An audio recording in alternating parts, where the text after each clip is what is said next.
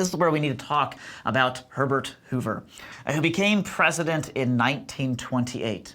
He himself came from a rather low-income farm in Iowa, rose to become an engineer, and then eventually a millionaire through the mining industry. He ultimately, as president, even though he ran on a conservative platform and was seen as a successor to Coolidge, was somebody who was quite different from Coolidge.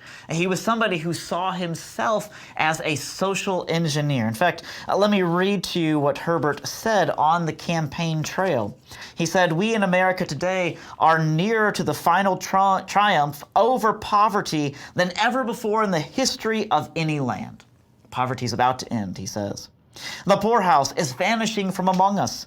We have not yet reached the goal, but given a chance to go forward with the policies of the last 8 years, we shall soon be in sight of the day when poverty will be banished from this nation." Now, perhaps if he actually had followed the policies of the last 8 years, which is essentially the minimizing of government and the allowing of private industry and private organizations to thrive, perhaps he might have seen some of his vision.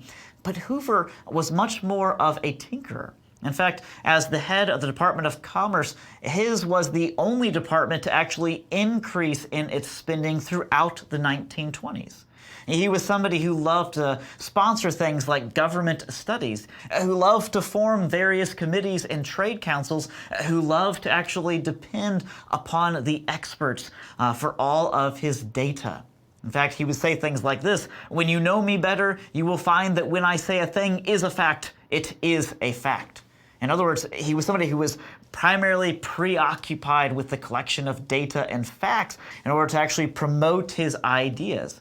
But of course, you have to interpret data and you have to interpret facts through worldview and through what we actually know to be true in terms of eternal principles.